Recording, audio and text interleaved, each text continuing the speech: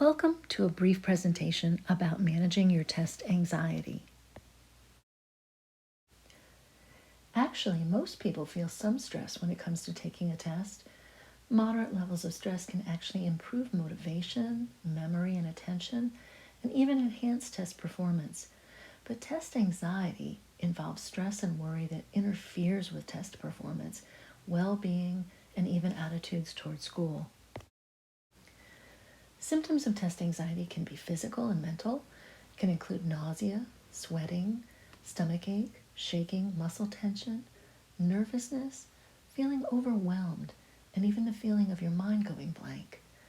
Most treatments for test anxiety are pretty similar to treatments for other types of anxiety, with a couple of unique differences.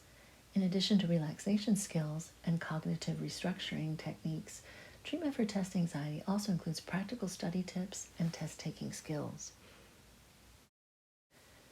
Primary causes of test anxiety fall in three categories: academic issues, unhealthy coping skills, and psychological concerns.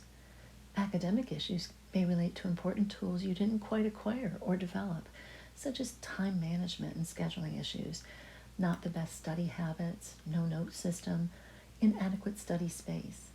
College life is about growing in resiliency, but sometimes students fall into bad habits, such as lack of sleep or using substances to compensate. Lastly, and really importantly, ways of thinking and feeling can generate test anxiety, such as realistic fears becoming exaggerated, distorted thinking, perfectionism. Let's take a look at those. First, you can't plan for what you don't know.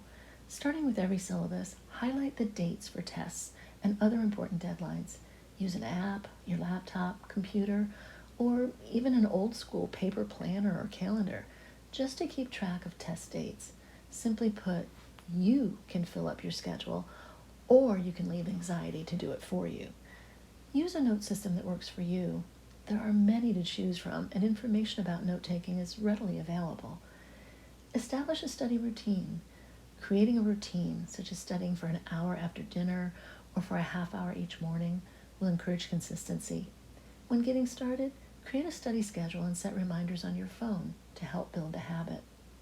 Create a dedicated study area. Choose an area that's free of distractions where you can set up your study materials and leave them between sessions.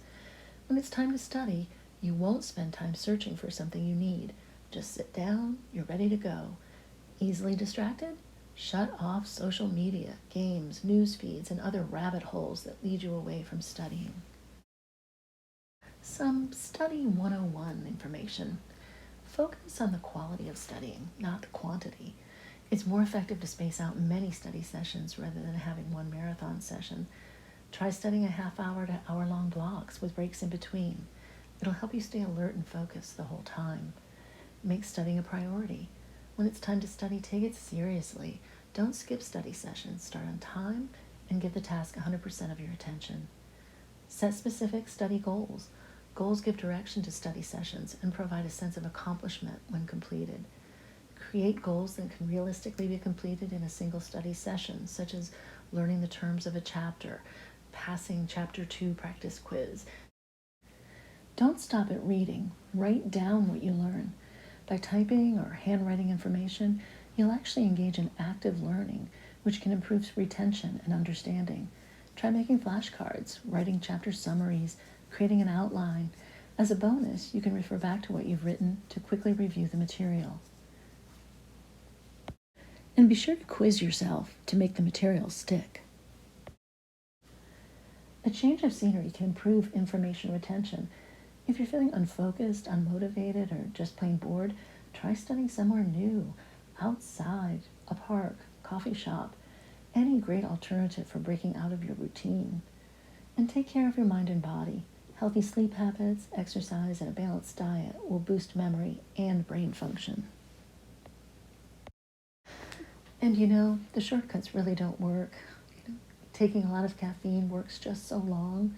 And for people who don't have ADHD, Adderall produces a high, boosting their energy and concentration at first, but hours later, energy levels will plummet and it'll just leave you groggy.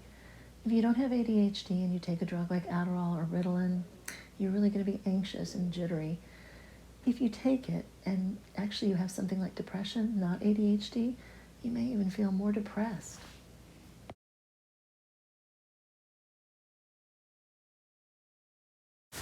Letting go of perfectionism. Before entering college, you may have been a perfectionist who went into exams feeling that you'd studied everything you needed to know. It can be emotionally difficult to let go of perfectionism, but you need to try. In college, it's virtually impossible to learn every detail, so you need to focus on the most important concepts to take you through to the next level in your major. Remember, your perfectionism is about a test being a judge of you rather than just a review of material. There are some realistic fears that come with taking tests, and you might find yourself saying things like, I'm not ready for the test. Well, you might need to work on your time management and maybe even your perfectionism. You might hear yourself saying things like, if I fail this exam, I might have to repeat the year.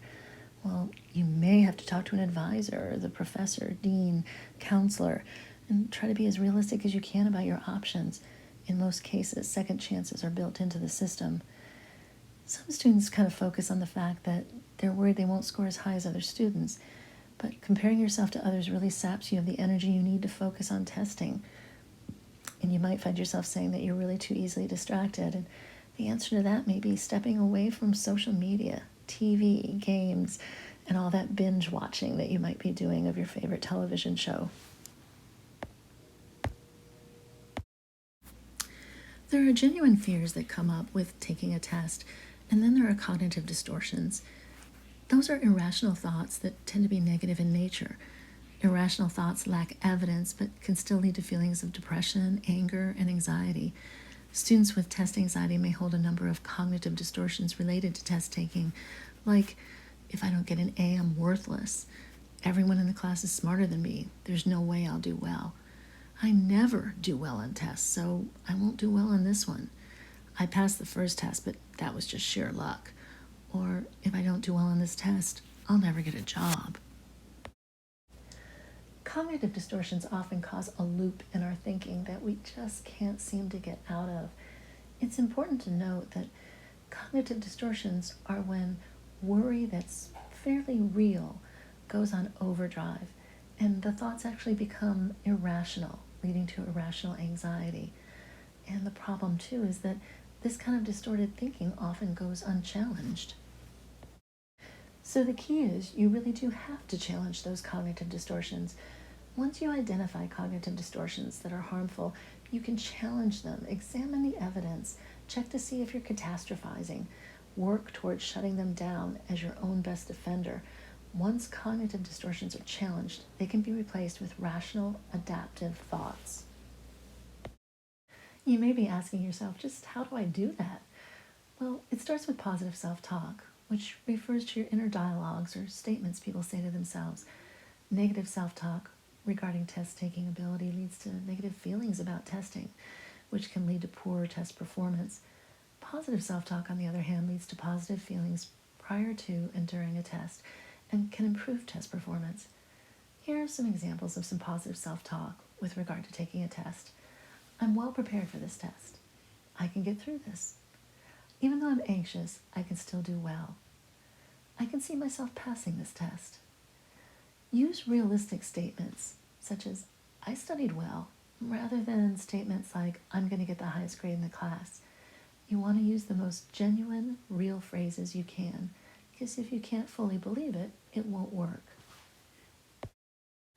Here are some ways to use positive self-talk to reduce test anxiety. First, make a habit of using the positive self-talk. Place the list of positive statements somewhere prominent, on a mirror, your desk, the nightstand. Repeat the statements whenever you see the list.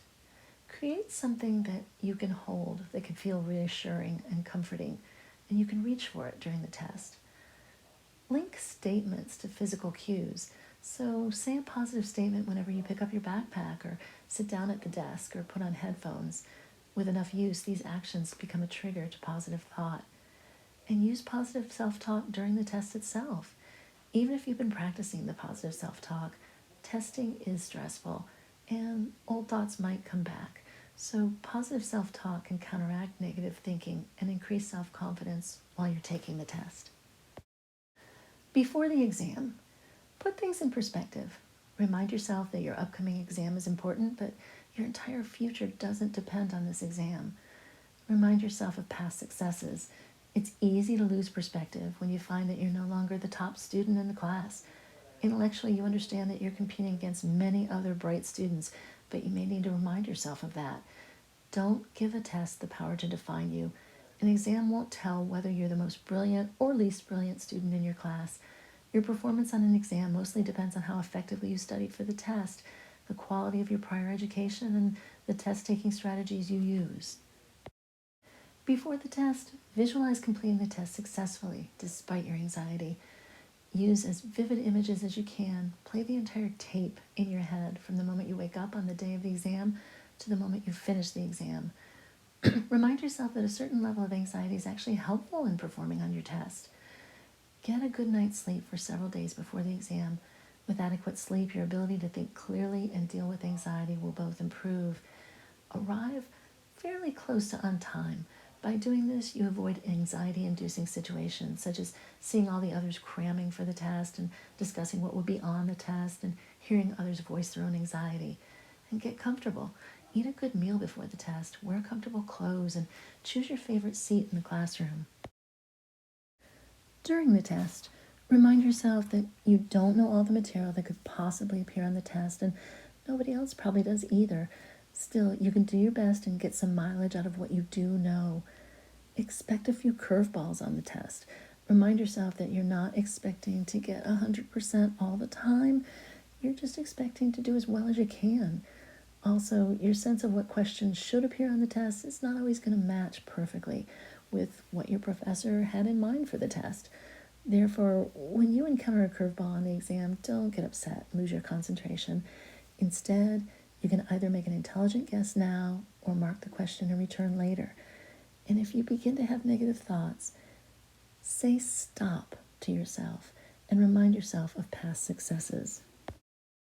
If you continue to feel overly anxious, do the following anxiety control procedure to reduce your tension.